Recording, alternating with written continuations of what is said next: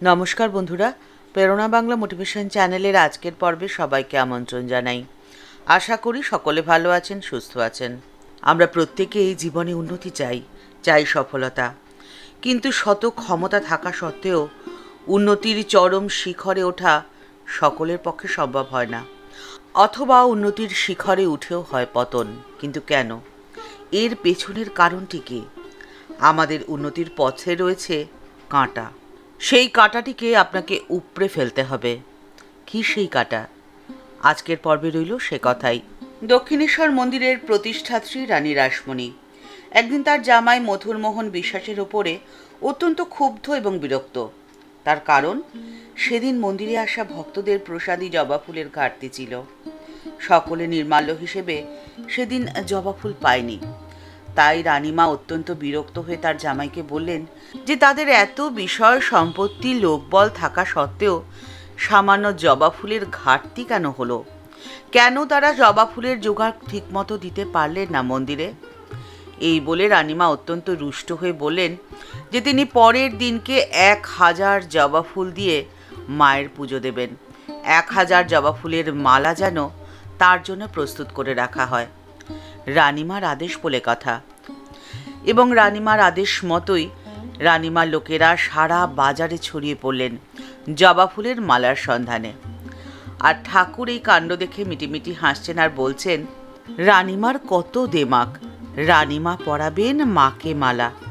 মার যদি ইচ্ছে না হয় তাহলে কি জগতের কারোর ক্ষমতা আছে মাকে মালা পরানোর? পরের দিন যথারীতি রানীমা আসলেন দক্ষিণেশ্বরে, আর এসে দেখেন যে সারা বাজার ঘুরেও একটিও জবা ফুলের মালার জোগাড় হয়নি। মালা তো দূরের কথা, একটি জবা ফুলও আসেনি। এই কাণ্ডে রানীমা বিস্মিত হয়ে গেলেন।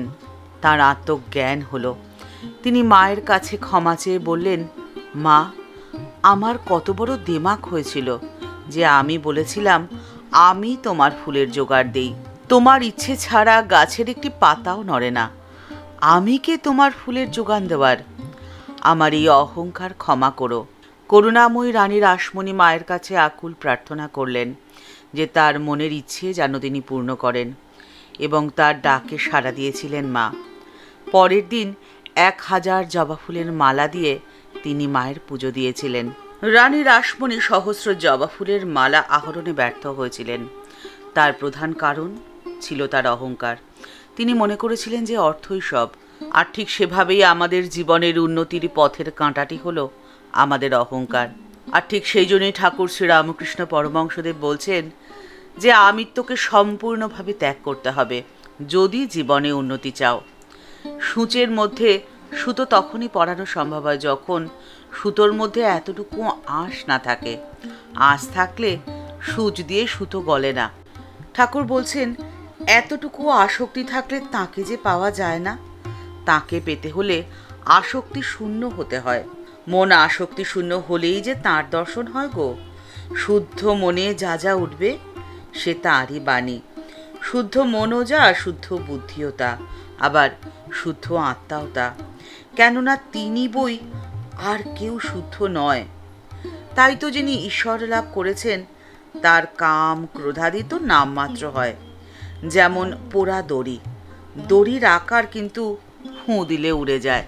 ঠিক সেরকমভাবেই আপনি যদি আপনার আমিত্বকে ফুঁ দিয়ে উড়িয়ে দিতে পারেন ঠাকুরের নির্দেশ মেনে, তাহলেই আপনার জীবনের উন্নতি আটকানোর ক্ষমতা কারণ নেই, আপনার শত্রুরও নেই। ঠাকুর মাও স্বামীজির চরণে প্রণাম জানিয়ে আজকের পর্ব এই পর্যন্তই। দেখা হচ্ছে পরের পর্বে। আজকের পর্বের উপস্থাপনা যদি আপনার ভালো লেগে থাকে তাহলে লাইক বাটনটি প্রেস করে দিতে ভুলবেন না, আর আপনার মতামতটি কমেন্টস বক্সের মধ্যে জানালে আমাদের ভালো লাগবে। এই ভিডিওটি আপনার যদি ভালো লেগে থাকে তাহলে তা অনেকের মধ্যে শেয়ার করে দিতে পারেন। আমাদের এই চ্যানেলটিকে ভালোবেসে যারা আপন করে নিয়েছেন তাদের জানাই ভালোবাসা, শ্রদ্ধা ও প্রণাম। কিন্তু যারা এখনও এই চ্যানেলটি সাবস্ক্রাইব করেনি তাদের কাছে বিনীত অনুরোধ রইল চ্যানেলটি সাবস্ক্রাইব করে বেল বাটনটি ক্লিক করে দিয়ে অল বাটনটিতে ক্লিক করে দেওয়ার জন্যে। তাহলে এই চ্যানেলে ভিডিও আপলোড হওয়ার সাথে সাথেই আপনার কাছে নোটিফিকেশন চলে যাবে। সবাই ভালো থাকবেন, সুস্থ থাকবেন। দেখা হচ্ছে পরের পর্বে। নমস্কার।